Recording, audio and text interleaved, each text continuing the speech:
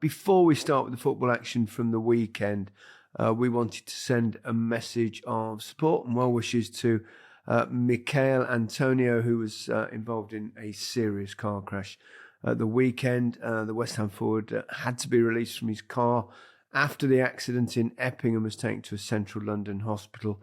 We're recording this episode early on Monday morning, and the latest news is that Michael has had surgery on a lower limb fracture and will now be monitored in hospital over the coming days. We had Michael, of course, on the show as a guest recently. Wonderful guy, infectious love of the game, and I think you'd join me in sending our best wishes for his recovery, chaps. Yeah, get well soon, big man. Everyone's thinking of you. Hope you're okay. Yeah, I agree that. Echo that as well. He's a fighter now. He'll be all right. All the best until. Yeah, let's hope. Now, Micah, you are wearing. Would you class that as a fedora? Correct. It's a hat, or is that what it is? Correct. Oh, good. Correct. You're looking splendid. Where are you? I was in Abu Dhabi for the Grand Prix. I came to Dubai last night. What a place out here, guys. For the F1. it's fantastic. Give me another adjective to say, please, Gary. I'm sick of using fantastic. I'm sick of using unbelievable. I'm sick of using splendid. Give me sensational. Something sensational out How here, about guys. that? Just for starters, I'll give you one every week. You're looking as if you've done F1, F2, F3 and F4 and F5, by the way. Let me give you a little walk here. Where's he got? He's giving us a tour of his room. Oh, the catwalk. You're looking well. You've had a good weekend, haven't you? Oh, I've had a great. What the F was that, Micah? Yes, I've had a great weekend, but I've not watched any football, so I'm relying on my two buddies to take us through. Well, let's start with an incredible game at the London Stadium between Tottenham and Chelsea. Spurs got 2-0 up, both goals after Cucurella slipped and then changed his boots from short studs to long studs. And from there on in, Chelsea really dominated, to be honest. Having said that, Spurs did still have the odd chance on the counter-attack. But Cole Palmer, I mean, the little assist that he got, I mean, it was a deflected pass in the end, but he came in from the touchline. It was almost Messi-esque. It was beautiful. Then he scored 2 penalties. The second was a little Panenka. It was beautifully taken. What a talent. How's your balls, by the way, doing that? But look at the technique, though, guy. Obviously, I've seen all the goals and stuff. I didn't watch all the live games, but just if you look at his body position as well, like there's an angle where the goalkeeper's already going one way, and he just delicately lifts at the right height. And he's. Give me another word, Gary. I need another word. Superb. Superb. Not extraordinary. Miraculous. Extraordinary talent. Exceptional. We have said this about me. We have said this about Cole Palmer. I feel like we're banging the drum and repeating the same thing at times, but we have to call it how it is. And we did know he was a superb talent, but he's just showing it week in, week out, isn't he? Is he the best in the Premier League at the moment? Along with perhaps Mo Salah and maybe Saka's. I don't know. What do you think? Yeah, he's just unbelievable. I wonder how Man City looking at him, how he's doing now, and their decision to. I know they got big money for it, but I'm not sure they would have thought that he was going on to do the things he's doing. No way. Well, they got big money. They get nothing like what he'd be worth now. Exactly. Yeah. It's a good question, that, Al, actually, because at the time it was perfect for City. He's homegrown, gets 40 million quid, and it's worth more because of the rules and everything like that. So, in essence, at the time, everyone was saying it was a fair deal. People were saying 40 million for a player who's come off the bench from Man City. So it looked like a really good deal. But Man City knew about his talent. The other thing I would have said with that, I would have just sent him out on loan for a year or two, see how his development improved, and then made a decision. But especially when you knew he was going to have to replace Amares, They brought in Savinho, they brought in Adoku, Cole Palmer could play on either wing. I know a lot of effort has gone into the improvement and the development of Foden, but imagine them two in the same team. And I'll say it again, the difference is between Cole Palmer and a Foden. I feel Cole can do it in any team. I think Foden needs a system. And probably in any position. Correct. In midfield and forward. Correct. I remember his season last year, he was probably unlucky not to get Player of the Year, but what Foden did with them winning the league and everything. But in answer to your question, is he the best? Right, I think he is, because I think he's making the biggest difference in any team, especially because we thought Chelsea would maybe just be fighting for top 4, but it looks like they're going to do better than that. What I like about him as well is nothing seems to faze him at all. I mean, it's that ice cold thing, isn't it? But he genuinely is. Many ways. He is. He's stupidly relaxed. I mean, it's like, can't tell you how hard penalties are in that difficult moment, you know. He just makes them look easy, and they're not. It's like, yeah, he's so cool. It's unbelievable. Yeah, both penalties were brilliant in their own way, weren't they? I mean, we can't go on too much about penalties. It's obviously a great opportunity to score, but the first one, I mean, it was right in the side netting. And then I actually called the Panenka. I said, he's going to go down the middle. He's going to do it. Did you? Did you? Yeah, because I said it's a guaranteed goal if he goes down the middle. Because there's no way the goalkeeper's not going to dive out of the way. So, yeah, I did actually. I've got witnesses as well. Not that it matters a row of beans, but anyway, it was marvellous. I mean, I just love watching him play. He's so silky. The way, even when he's not got the ball and he's just moving on the ground, he's got a running style that is very graceful, and I love watching him play. He's got a great arrogance about him, hasn't he? He's like and I'm not being disrespectful to him there, and I mean it in a good way. Just everything about the way he flows and runs and moves, and it just so arrogant in a great way. I love it. I think he's a fantastic player. Confidence, probably, perhaps a kinder way of putting it, maybe. Mm. So, did Chelsea do anything differently? What, in you two's opinions, what's changed? They made another 6 or 7 changes to the starting lineup, and that's. Oh, have we reached the point now? Because Chelsea are massively overperforming compared with what all of us thought, and I think have we reached the point? Because if we go back a few months, or even a year or 2 years, we're all going, what are the owners doing here? You know, they're buying these players, they're spending a fortune, they're giving them these incredibly long contracts, they've got an extraordinarily large squad. How are they going to be able to cope with all this? And now what we're seeing is that he's rotating all the time. They've got so much quality that they can afford to do that. Do we have to say, perhaps we were wrong and the owners were right? Well, time will tell, won't it? Time will tell. But at the moment, it's starting to look that way. Obviously, the appointment Maresca was a really clever one because I think he's done an incredible job under not easy circumstances. No, I think, obviously it's working at the minute, but I think once you get into crunch time, into the bigger games, and all the players obviously want to play in the bigger game, I think it becomes more difficult. I think at the minute where they're basically changing their 11 for Europe and the cup games and what have you, I think it'll become more difficult when you're playing the latter stage of the season in the I don't know, I wouldn't say more important games, but in the bigger games. Given the other results at the weekend, obviously Liverpool now look stronger favourites than even before the weekend. Would you say that Chelsea are possible title contenders? When you look at their position, you would probably have to say that. As you said, none of us thought that they would do what they're doing. I still think it'll be Liverpool, Arsenal. I'd agree with Alan on that.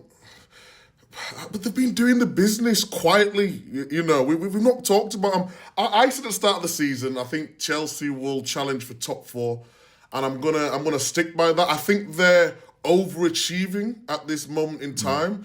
I think you're right in in saying the manager's getting the balance right between Europe and making these changes that seem fresh. They are conceding a few sloppy goals, even though they are scoring goals. So I think the longer that goes on in the season, it's going to be difficult to sustain if you're conceding the goals that they are. But yeah, I still say top 4. I don't think they're going to challenge for the league, but you know, it might change. It might change my opinion further down the line. What about Tottenham? What's going on with Spurs, guys? What's happening?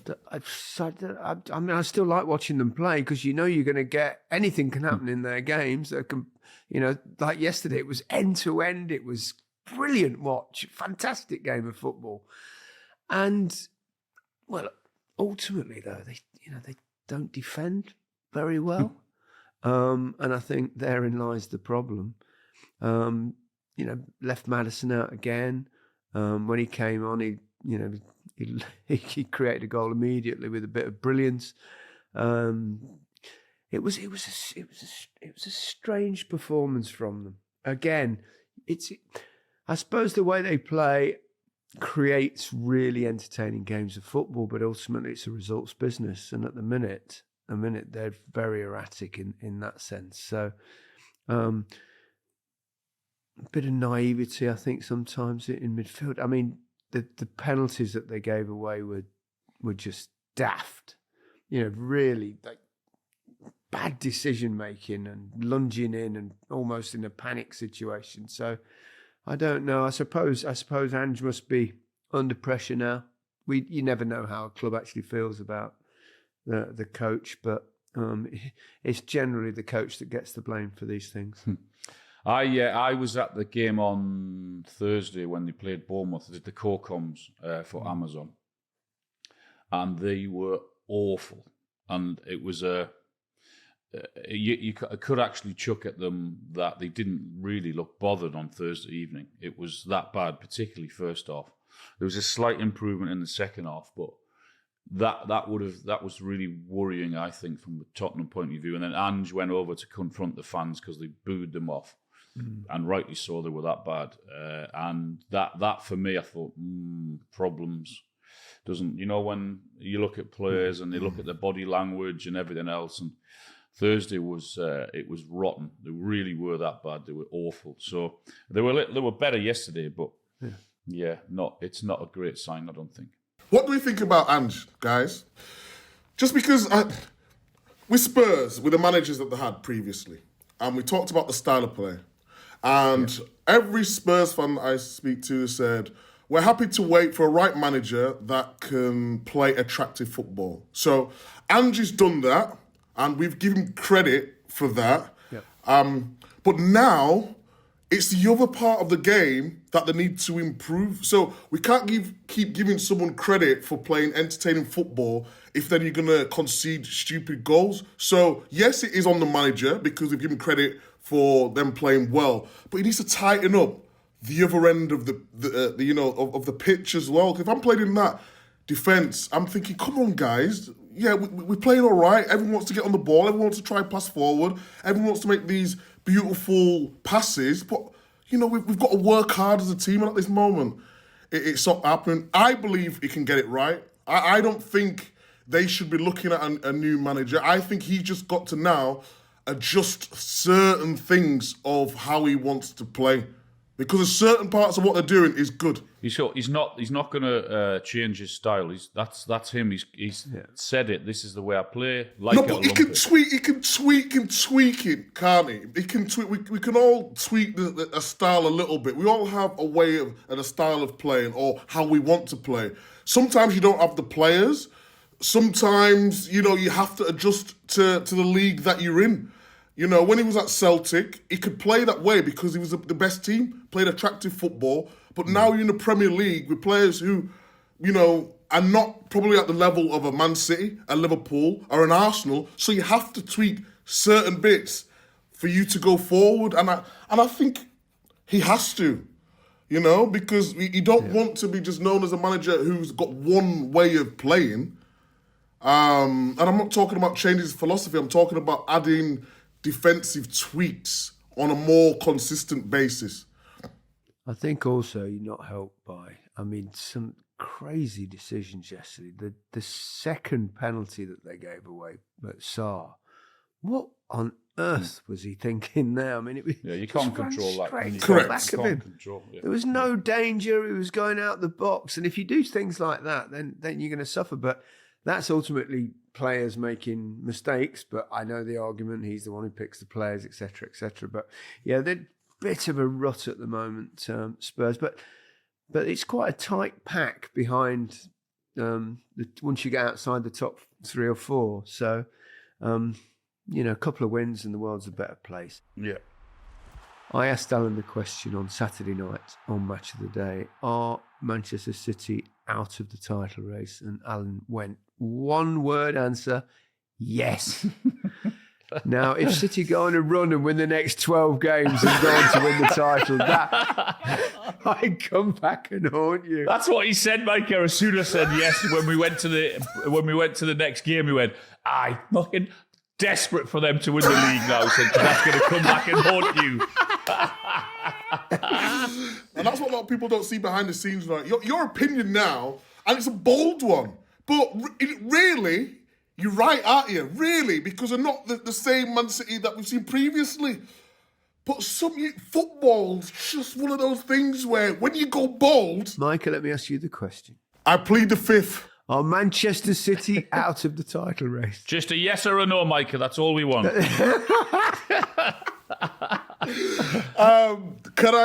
You'll have to talk to my No, lawyer. we just want a yes or a no. Stop faffing around. You said also on Saturday night there's something different about this slump with Manchester City. And you also said, Alan, this is a real uncharted territory for Pep Guardiola in some way. I suppose his first season at Manchester City a little bit, but you would expect that. But, this has been a bad run. And they don't look anything like the Manchester City that we've seen in recent seasons at present. Pep said it himself that they're probably going to have to suffer this season. And it's more than a Rodri problem. It's not just one player, They look very What is different. wrong then? What is wrong? Can you put your finger on it? They're so open. I mean, I can't...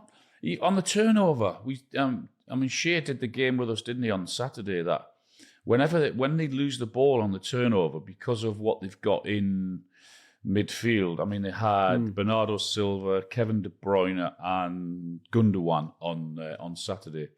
And they didn't have the legs. They struggled to have the protection that Man City have always had. And those three can't really do that. And they're giving away so many chances, which we've not seen them do for so long. And they're being punished. And that's why I said it's bigger than a Rodri problem, because they're not going to be able to solve that in the short term, I don't think. He'll turn it around, though, won't he, at some point, Pep? Not necessarily to finish top of the league this season, but he's just signed a 2-year contract. Alan, you were wondering whether he might just go, I don't know, I'm off. He'll put a brave face on, and he'll protect his players forever, because that's what you have to do. But there's no doubt he's, as we said, uncharted waters, isn't he? He's never been in this position, and he'll be hurting like hell, because for the vast majority, all his career, he's known as winning. Yeah, but it's also a test for him. Yeah. Because you wonder, what's the fresh challenge for Pep Guardiola? He wins. And suddenly, he's losing a few games. Probably the worst spell he's ever had in his managerial career. So I think part of him will quite enjoy the fact that it's a challenge, isn't it? It's a challenge. And it was interesting you said he protects his players. He came out at the end of the game and he said, no, it was a brilliant performance, difficult conditions. We really... he's saying something else because by contrast, Bernardo Silva came out and he said, we're in trouble, we're not playing anything like we did. So Bernardo Silva was being honest, but Pep was doing what managers should do, really. I think publicly you don't have a go at your players, you keep it internal, but you can bet your life in that dressing room. There's a slightly different attitude, I would imagine. What does the Manchester City ambassador know about the inside story there?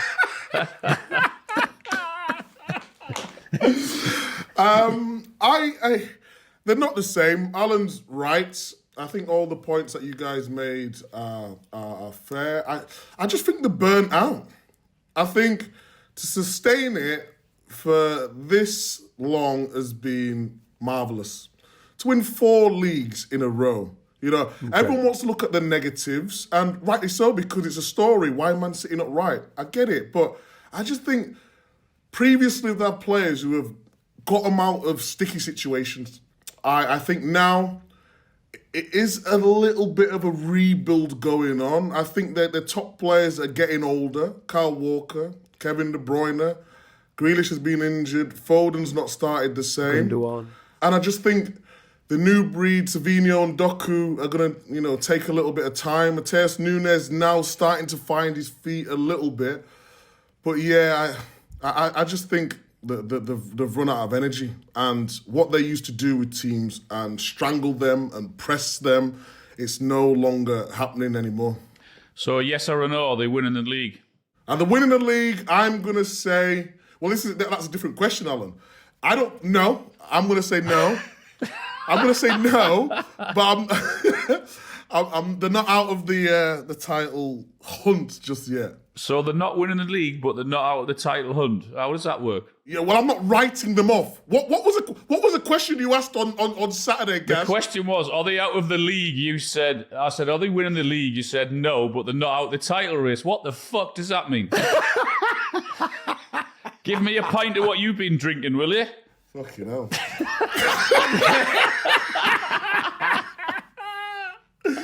I tell you what, before we move on, a quick word on Palace, because 4 games unbeaten. I'm digging you out the mire here, Micah. I'm trying to rescue you. You're not digging me out, mate. You're not. So Palace unbeaten in 4, showing signs of how they ended last season under Glasner when he came in. So which will encourage them, and it was a decent performance, I think, from Palace. Yeah, I think they'll have enough. They've got too much ability, I think, in that team to be relegated. So I would be confident in seeing that they'll get out of the trouble they're in. Can we go back to that question again before we what was the Mike, question? I'm trying to get you out of it, and now you brought it back. We need to address it head on. We need to address it. Okay, right. I will ask you the question, Micah. The question is, are Manchester City out of the title race? No, a race is different though, isn't it? Are they out of the title race? No, they're not out of the title race. Correct. That's the right answer. Yes, but they might not win it, but they could be still in the race. All right, I'll ask you it a different way then. Exactly. Can Manchester City still win the title? Can. He said can. Yes, of course they can, because they're still in the race. Now I'm going to lead on to my next question. Will Manchester City win the title? No! See the difference. You said no. No. You said no. That's clear. At least we've cleared that up. All right. Let's go on to a club that is going along seamlessly without any issues whatsoever. Manchester United. Oh, goodness me. Since we were together on Saturday watching, and again, you said it on Match of the Day, Alan, that they've spent 600 odd million over the Ten Hag tenure, and you said Amrin must have come in and thought, is this what you've got for 600 million? And however good Amrin is, he's got one hell of a job on his hands there. And before we say anything else, brilliant from Nottingham Forest. They're amazing. I think they had 3 shots on target, scored from all of them. Not only are they poor on the pitch, what on earth is going on off the pitch? I mean, it's embarrassing to go out and get a guy and then him being on gardening leave. You're talking about Dan Ashworth, obviously. Dan Ashworth, yeah, for, 6 months or whatever it was? He spent longer on gardening leave than he did in his time in the position at Manchester United. They pay, 3 million compensation for him, and then he leaves. I mean, how does that... It's a terrible look. It really is. It's like, what on earth is going on at that football club? It's funny, isn't it? Because Ratcliffe came in, didn't he? And everyone thought that he'd bring David Brailsford and Dan Ashworth and all's going to be well and everything. But it's actually been more shambolic in many ways. We saw the whole Ten Hag situation over the summer, and when they're interviewing other managers, ended up going back to Ten Hag and then giving him a contract, and then a few months later they fire him, and there's loads of compensation for that. They brought Dan Ashworth in, now he's out the door. They've put the ticket prices up, and lots of fans are not happy about that. And they've made big changes at the football club. They moved out the women's football. It's been a shambles in many ways, and it just shows you, doesn't it? You can be super successful in business life or whatever you do, but football is a little bit different to business. It's been embarrassing. It really has been embarrassing for the start they've made at that football club and everything that's gone on. And then for that to happen, I mean, I'm not, as you know, I'm not a Man United fan, but the fans must think, what on earth is going on? It's such a bad look to go out and chase someone as much as they did, pay the compensation for him like they did, and then get rid of him. Announced yesterday that he's left his post. I mean, obviously, you've dealt with the club. You've been a manager. You've had people you've had to deal with in them positions. What's going on? Why? I mean, we said, didn't we, that they were who's going to run that? Who's going to do this? Who's going to do that? Because they got chief executive in, sporting director. I mean, Jason Wilcox, and there's so many. Dave Brailsford. There's so many big hitters in there that I think it always looked a difficult situation. But I was really surprised when I saw that yesterday. I mean, to give Ten Hag the new deal, to give him so much money to spend on the players, to pay the compensation, then to get rid of him, to bring the new man. I mean, oh my word, it's just so embarrassing for the club of that. For any club, let alone club of that size. Word on Forest, though. Brilliant. I mean, absolutely fifth in the table, Nottingham Forest. I mean, Nuno Espirito Santo there has done just an extraordinary job, really. I mean, nobody could have. I picked them to go down, only because I didn't want to put Leicester in. I suddenly just thought, and they're obviously our rivals, so it's a little bit of a joke, but how foolish of me. What an idiot. First, I think you should mention Fulham and what a really good job he's done there. And they good are manager, isn't he? Good side. He's really good. Really good manager. I think he's intelligent and gets the best out of those players. I think they're recruited well. They're a decent side, Fulham. They're tough. Don't you think it's great what they've done in terms of, like Alan just said, they're recruited well. They've sort of got players who are not first-team options in the top 4, top 6. We've seen likes of Iwobi being at Arsenal and at Everton. We've seen Smith Rowe being at Arsenal, and really, he should have stayed in terms of quality-wise, but he couldn't really get into the team. He goes out to Fulham, does well. Adama Traore, he's at Barcelona. He's been consistent for them. Jimenez was at Wolves after his big head injury. So they've got like players who have got something to prove. And then got quality with Robertson as well. Bassi's improved a lot. Tete's a good player as well. And they've got a good keeper as well. So yeah, the manager's sort of built a team around, I don't say rejects, but players who've got something to prove. And the system seems to suit them really well. I thought Lukic and Berge, the two holding players, did really well yesterday, because Arsenal really struggled to create much. Once again, they look really dangerous from set pieces and the corners because their delivery is so good. We were talking yesterday about how do you defend corners against Arsenal, and I think Fulham actually defended them really well. I thought, But eventually, if you keep getting a perfect delivery, which they do both from Saka when he takes them on the right-hand side and Rice when he takes them from the left, that delivery is so accurate, so consistently, that eventually an Arsenal player is going to win one of the headers. And I think Fulham won most of them. I thought they did really well. But I think it was just more down to the delivery. And this must be incredibly difficult.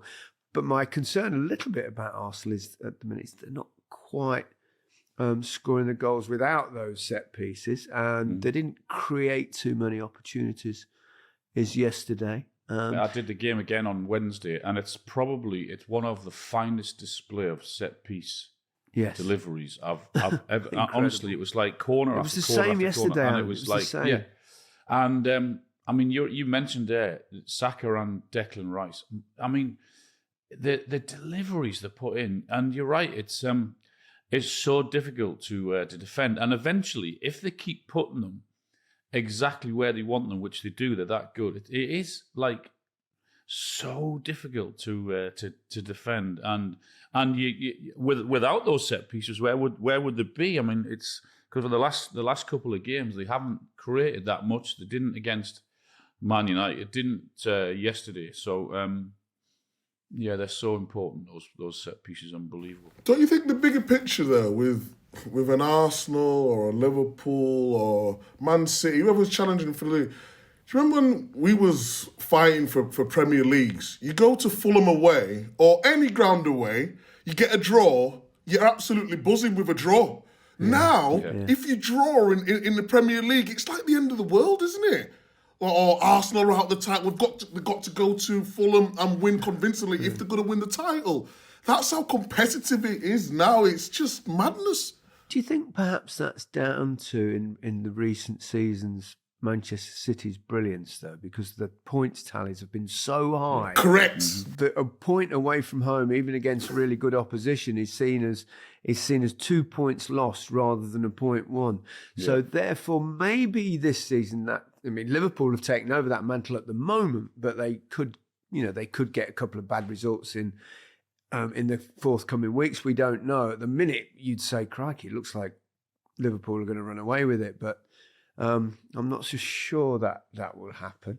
I don't think we're going to get like record points. You know, City got to 90 odd, got to 100 points, didn't they? I think it's going to be low 90s, maybe even high 80s this year. I think it might be in the 80s. This year. It might be that you need to win it. Liverpool could get more, but we'll see. Another remarkable game at home at Brentford, at the GTEC Community Stadium, where this season they've scored 26 goals in the league, which is more than anyone else has scored. And away from home. If you had two tables, Brentford would be top of the home table and bottom but one of the away table.